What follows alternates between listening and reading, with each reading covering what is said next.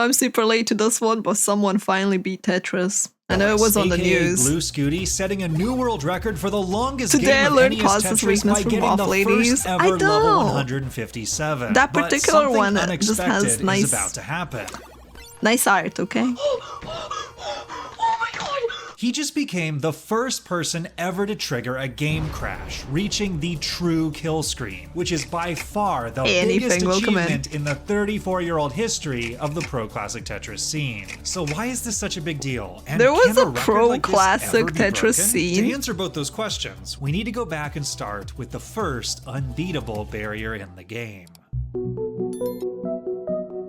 In NES Tetris, released for the Nintendo Entertainment System in 1989, the goal is to assemble falling blocks to clear complete lines. We have For a game every to 10 play lines after cleared, this as you well move up a from level Crit. and the speed gets a little bit faster. The fastest speed is reached at level 29, and at this point the pieces can no longer reliably get to the sides by holding down the side-to-side buttons. For decades, this was considered the end of the game, and level 29 got dubbed the kill screen because it always killed your run. Except it wasn't a kill screen in the traditional sense. In retro games, a kill screen normally refers to when it's impossible to get any further due to a glitch in the game's code. For example, in Pac-Man, the kill screen is reached at level 256, where a glitch garbles the entire right side of the screen and you aren't able to eat enough white dots to clear the level. NES Tetris doesn't actually have a glitch at level 29. The level is clearable if you can somehow figure out a way to move the pieces faster. And in 2011, Thor Ackerlund became the first person to reach level 30 on video by vibrating his fingers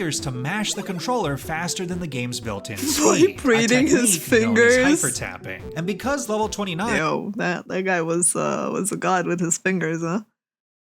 is the maximum speed in the game, all the levels afterwards don't get any faster. So it was theoretically possible to go even higher. Thor's level world record would stand for 7 years until a teenage hyper-tapping prodigy, Joseph Saley, broke it in 2018 by becoming the first player to reach level 31. Joseph's skill would allow him to win 2 Tetris World Championship titles in 2018 and 2019, and he slowly kept pushing the level world record upwards all the way to level 35. Oh, Jesus. An even every faster year. hyper-tapper Eric ICX came along and became the first to reach levels 37 and 38. Now this was light years ahead of what anyone would have expected when the game first came out, but overall progress on the record was still slow because hyper-tapping only barely made level 29 speed possible. Deep runs into the 30s still required getting good luck with the pieces and near perfect placements with almost zero margin for error. In order to truly push things a lot further, some kind of breakthrough was needed. But then a new technique came along that is so crazy. Everything. Yeah, that's so fast.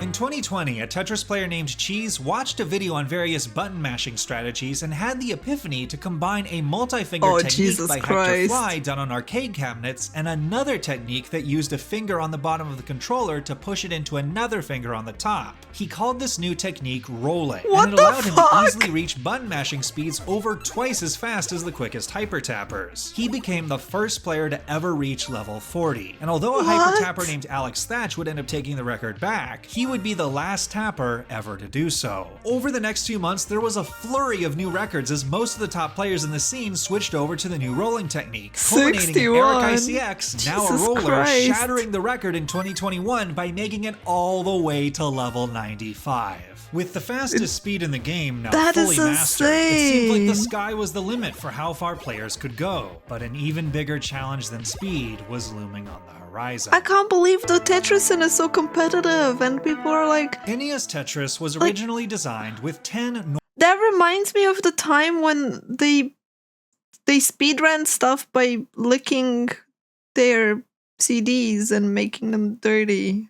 Normal-looking color palettes for levels 0 to 9 that were bright, colorful, and easily visible. Every time you go up 10 levels, the game then loops back around to the first color scheme. But because this game was coded in the 1980s, everything is written to try and be extremely memory efficient. So the line of code that's supposed to determine the level color glitches out starting at level 138 and starts pulling data from outside the color table, resulting in a bunch of random, bizarre color palettes that can be difficult to see. If you're into code and wondering exactly how and why this happens, Hydrant Dude has a great 2-minute explainer video on the subject that I'll link in the description. Obviously, the colors glitch wasn't a problem when the game first came out because because making it to level 138 would have been a pipe dream. But now players were actually on the verge of getting there. Technically, the first player to reach the glitched colors was Fractal161, but he opted to go for it on the much lesser played PAL version of the game, which runs 20% slower than the much more common NTSC version that is used in the World Championships and most of the main leaderboards, including this one.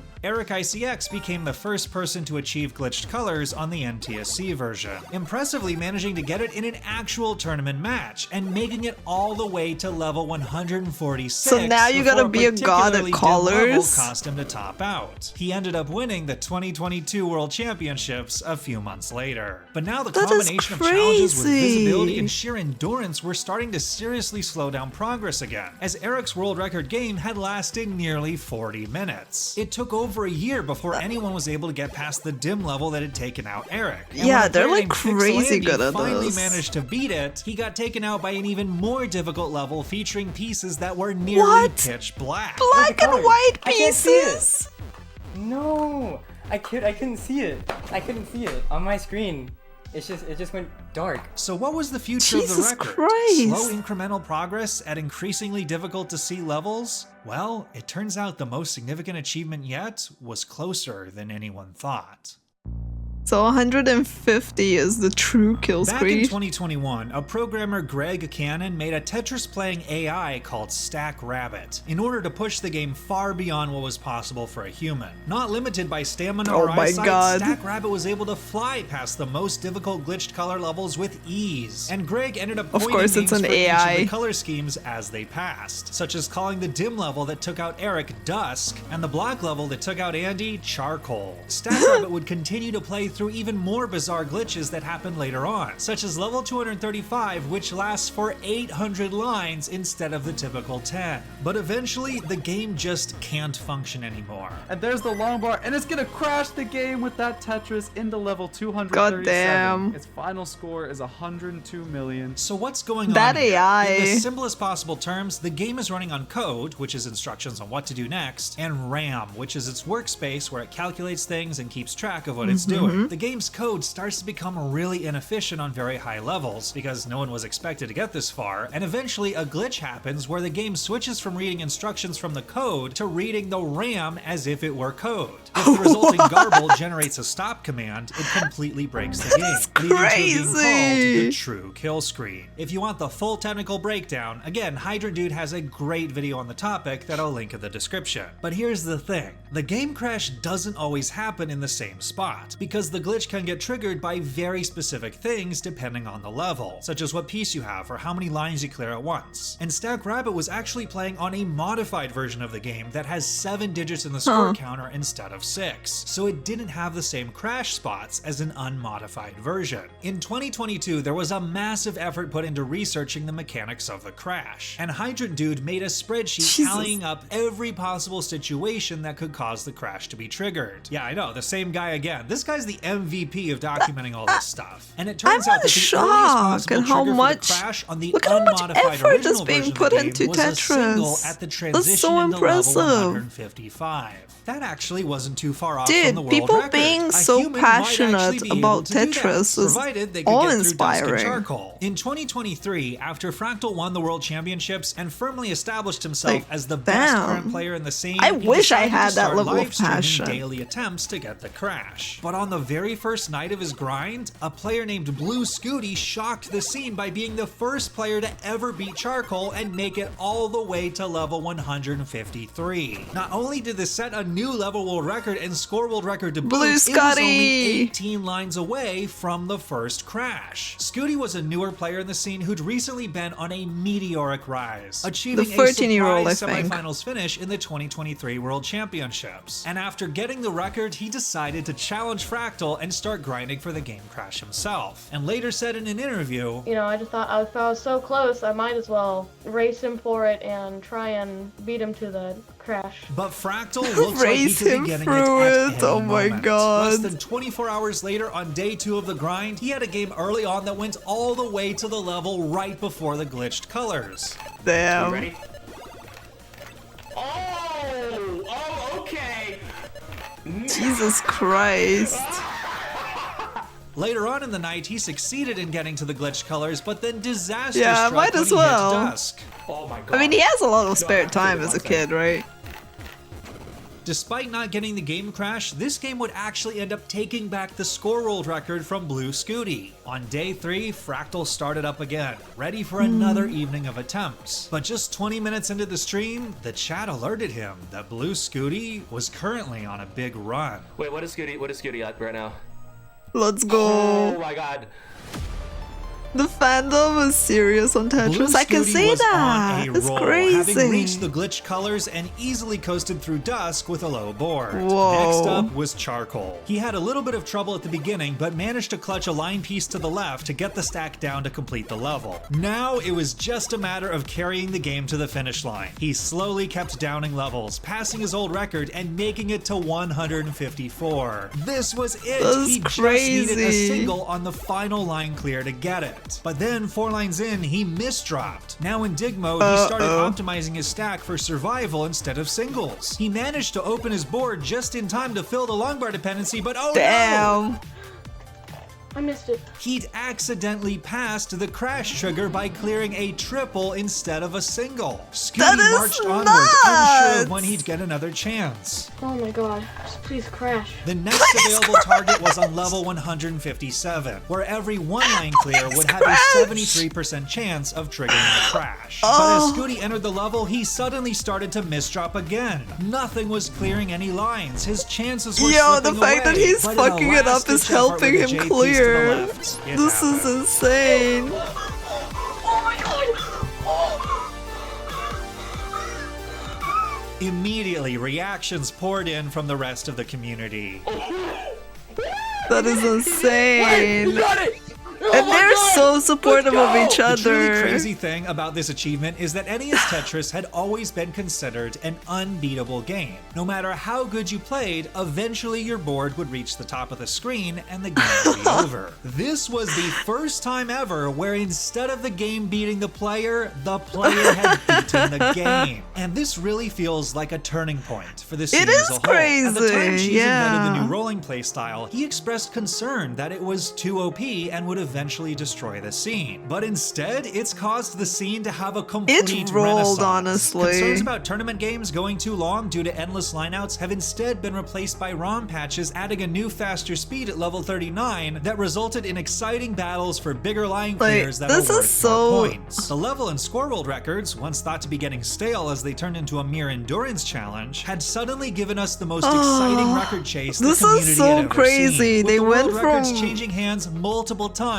in a single week. And now that the game crash has It's such officially a healthy happened, there's a ton scene of for possibilities competitive of where the record runners. chasing can go from here. Players could go for speedrunning the crash or trying to get the highest possible score before it. Speedrunning. No, Fractal, he said that he was interested Doesn't that in mean going that if they for, get free an efficient, lines- game crash. So I think he's definitely going to be coming back for the world record. You can If he's gonna go bypass for an it. efficient game crash, then I might as well too. And Blue Scooty, as a person, feels like a representation Like- of the very best of what the community is. At live events, he's always been a cheerful and gracious competitor, and he's shown that hard work really can pay off. As he's said that he practices Dude. around 3 to 5 3 hours to a day. 5 Do you have anything hours to say to the young down. players out there that may get inspired to play because of this historic game?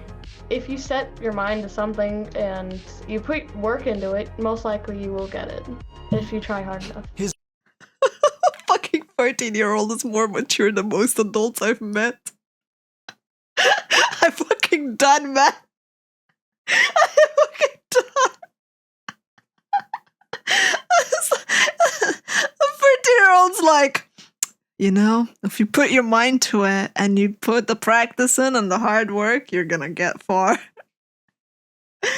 Oh. His first place finish at the Kansas City Regional Championship this past month was his first Wait live until he tournament gets his victory. first And if you'd job. like to see him play live again, his next appearance will be at the Heart of Texas Regional Championship in just a few He weeks. must do wondrous But things when they one have free final time. question That is very remains. true. After the game crash, is there any major milestone left to achieve in the game?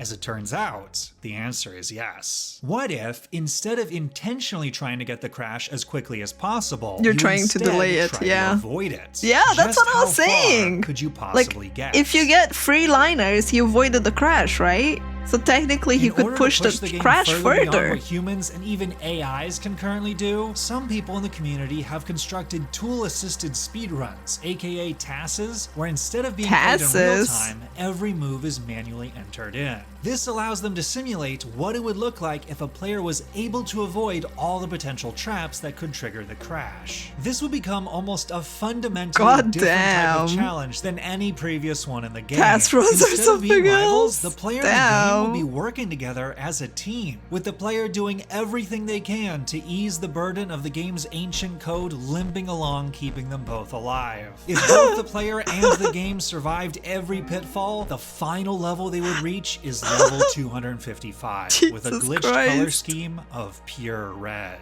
This is the last level that can be stored in the game's memory, and things are so unstable that 5 of the 7 pieces in the game could trigger the crash when falling normally. 5 out of 7? Has to push down on every piece to survive. So what happens when the level clears? It loops right back around to level 0. The game officially resets back to the beginning. That is the original kill screen was the game's way of beating the player, and the true kill screen was the player's way of beating the game, beating level 255 is the rebirth screen. With both the player and the game I love that. triumphant together. If it can be done someday, it will be the ultimate final achievement of the original game. That is so cool. That's such a cool ending for this. Make videos like this one and future videos possible. Dude, with an extra special thanks to I didn't channel know sponsors Tetris Scott Gray storytelling and would be Super this Anthony, the creator amazing. of JoltSea. JoltSea This is a game that really Anthony cool originally video, conceived of when he honestly. thought about what Tetris would look like if you played it in 3D. Yeah, we're You back to arrange the blocks beginning like a complete lines phoenix. on a grid, but with a twist. If your block lands on top of another one, it adds to the number on the block, and then you need to make all the numbers in that line the same value to clear it. But if a number goes above 4, you top out, and the game this is looks like a over. funny game. The biggest possible move is a giant grid of 4, known as a JoltSea. I beta tested the game and got the top score on the leaderboard other than Anthony himself. And I can genuinely say it was a really fun take on the puzzle game genre, and I can't even imagine how high a top Tetris player will be able to score on this. The game is available for early access play on February 13th, so if you'd like to play, you can either add it to your Steam wishlist or follow Anthony on Twitter for future updates through the links in the description. That looks pretty cool. Thanks again to honestly. JoltSea for being a sponsor, and see you in the next video.